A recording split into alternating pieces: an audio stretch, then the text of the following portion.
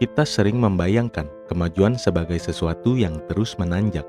Dari masa ke masa, hidup manusia tampaknya selalu jadi lebih mudah, lebih cepat, lebih hebat. Tapi sejarah tak selalu berjalan lurus. Kadang, ketika semuanya terlihat sempurna, justru di sanalah awal dari kejatuhan dimulai. Bukan karena kurang teknologi, bukan karena tak punya sumber daya, tapi karena kita terlalu percaya diri. Terlalu yakin bahwa krisis hanyalah milik masa lalu. Apa jadinya ketika seluruh dunia dibangun di atas harapan yang rapuh? Apa jadinya jika sistem keuangan pekerjaan, kehidupan sosial runtuh dalam waktu singkat? Ini bukan kisah fiksi, ini pernah terjadi dan meninggalkan luka yang dalam pada generasi manusia. Bukan cuma ekonomi yang jatuh, tapi martabat, harapan, bahkan nyawa ikut tergerus. Cerita ini bukan sekedar sejarah, tapi pengingat bahwa dunia terus bergerak cepat. Hal yang paling berbahaya bukanlah kemunduran, melainkan ketika kita tidak sadar kita sedang menuju jurang. Di dunia yang terus bergerak maju, kita terbiasa percaya besok akan selalu lebih baik dari hari ini. Gedung makin tinggi, mobil makin cepat, teknologi menggantikan tenaga, semua terasa seperti bukti bahwa peradaban sedang menang. Tapi sejarah punya cara sendiri untuk menampar keyakinan itu. Kadang, justru ketika semua terlihat stabil, di sanalah awal dari keruntuhan diam-diam tumbuh. Bukan karena kita tidak tahu, tapi karena kita terlalu percaya diri bahwa krisis hanya milik masa lalu. Sampai pada satu titik, dunia tersadar bahwa apa yang mereka bangun berdiri di atas fondasi yang rapuh. Ini adalah cerita tentang masa ketika segalanya runtuh, dan tak ada satu orang pun yang benar-benar siap. Bayangkan kamu hidup di Amerika tahun 1920-an. Semuanya tampak seperti masa keemasan. Kota tumbuh cepat, mobil mulai menjadi pemandangan umum. Radio mulai terdengar dari jendela rumah-rumah. Orang-orang berbicara tentang masa depan yang percaya diri, seakan tak ada yang bisa menghentikan kemajuan. Di jalanan, orang berjalan cepat, berpakaian rapi, senyum mengembang, semua merasa ini dia, zaman baru telah datang. Tapi di balik optimisme itu, ada sesuatu yang mulai melenceng. Wall Street. Bursa saham Amerika menjadi magnet baru. Orang-orang dari berbagai latar belakang, buruh, guru, bahkan petani, mulai menaruh uang mereka di dalam saham. Bukan karena mereka paham, tapi karena mereka takut tertinggal. Dan bank, mereka memberi pinjaman dengan mudah, kadang tanpa jaminan, asal bisa ikut-ikut dalam pesta kaya cepat ini. Setiap hari, jutaan dolar berpindah tangan. Bukan karena bisnis berkembang, tapi karena orang menjual saham lebih mahal daripada saat mereka beli. Semuanya jadi permainan, dan seperti semuanya permainan, orang lupa pada akhirnya ada yang kalah. Yang makin mengerikan, harga saham mulai lepas dari kenyataan. Sebuah perusahaan bisa tak punya untung, tapi sahamnya terus naik. Optimisme berubah jadi keserakahan. Orang tak lagi bertanya, apakah ini masuk akal? Mereka hanya bertanya, besok naik berapa? Dan seperti balon yang terus ditiup, pasar mulai menggembung. Tapi tak ada yang mau berhenti, karena selama semua orang main, aman kok. Sampai akhirnya, tanggal 24 Oktober 1929, disebut juga sebagai Black Thursday. Pasar saham jatuh, panik, menyebar seperti virus. Orang-orang berdesakan menjual saham mereka, tapi tak ada yang mau beli. Dalam hitungan jam, triliunan dolar hilang. Dan yang paling penting dari uang adalah kepercayaan ikut hancur. Bank mulai bangkrut, perusahaan tutup, orang kehilangan pekerjaan. Antrian makanan jadi pemandangan harian. Ini bukan cuma resesi, ini adalah Great Depression. Dan dunia tidak pernah lagi sama setelah hari itu. Bayangkan, pagi-pagi kamu bangun, buka pintu rumah, dan kamu lihat ayahmu duduk di tangga depan, diam, tak bersuara. Dia biasanya pergi kerja jam segini, tapi hari ini dia nggak punya tempat lagi untuk pergi kerja. Pabrik tutup semua, tanpa pemberitahuan, tanpa pesangon, tanpa alasan. Selain itu, kami bangkrut. Dan kamu masih remaja, tapi sudah tahu rasanya. Melihat orang tuamu hancur dalam diam, kamu pergi ke sekolah, tapi pikiranmu nggak di kelas. Kamu bingung, gimana bisa bayar buku, seragam, bahkan makan siang aja kamu rela pura-pura kenyang.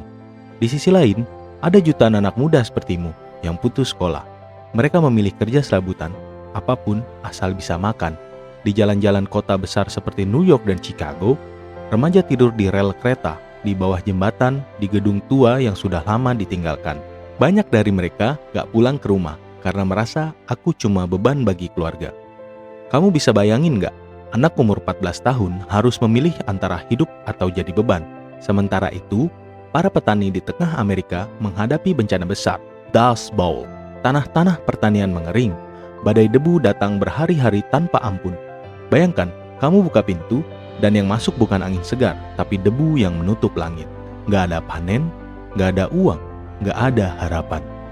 Di kota, buruh-buruh pabrik kehilangan pekerjaan, tapi di desa, petani kehilangan tanah. Mereka sama-sama jadi korban, tapi nggak tahu harus salahkan siapa. Dan di tengah semua kekacauan itu, yang paling menderita adalah mereka yang tak bersuara. Anak-anak, perempuan, lansia. Mereka cuma bisa menunggu, bertahan, menahan lapar, dan berharap besok mungkin lebih baik. Tapi hari demi hari, dunia seperti menolak berubah. Setelah badai itu lewat, setelah banyak keluarga hancur, setelah anak-anak kehilangan masa kecilnya, dunia perlahan kembali bangkit. Tapi bukan tanpa luka, bukan tanpa pelajaran. Kita sering berpikir, kehancuran itu datang dari luar, dari musuh, dari perang, dari bencana alam. Tapi kenyataannya, kehancuran juga bisa datang dari keserakahan kita sendiri, dari sistem yang kita bangun di atas utang, di atas spekulasi, di atas mimpi, cepat kaya yang kosong. Great Depression bukan sekadar krisis ekonomi, tapi krisis kepercayaan.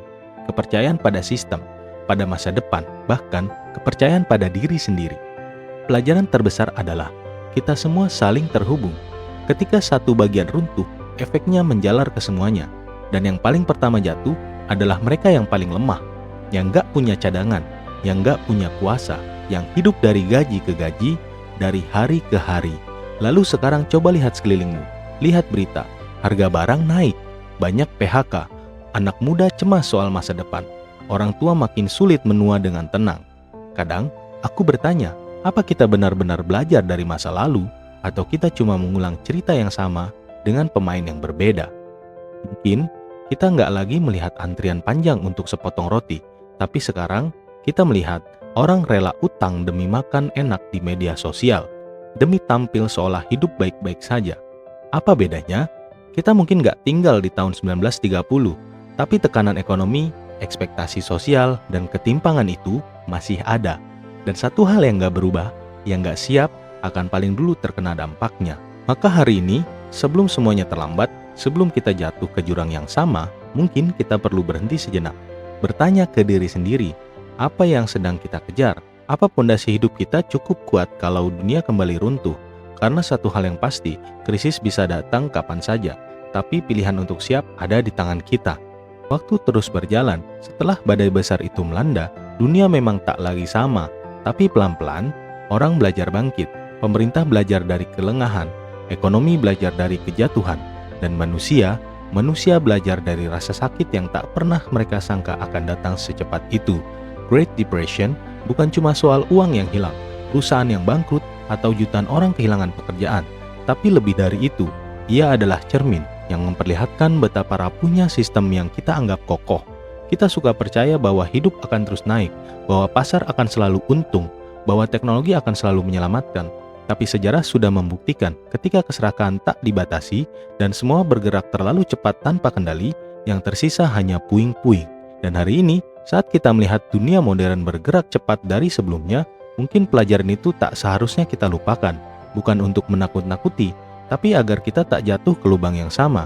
Karena krisis selalu datang diam-diam, dan mereka yang tak belajar sejarah akan jadi bagian dari cerita yang berulang. Kalau kamu ngerasa video ini ngasih sudut pandang baru, bantu aku dengan satu hal kecil. Tekan tombol subscribe, karena bisa jadi ini satu-satunya algoritma mempertemukan kita. Dan kalau kamu nggak subscribe sekarang, mungkin cerita-cerita kayak gini nggak akan pernah nyampe di kamu lagi. Padahal, siapa tahu, satu video di waktu yang tepat bisa bantu kamu ngeliat hidup dari sisi yang berbeda. Jadi, sampai ketemu lagi, kalau semesta mengizinkan kita.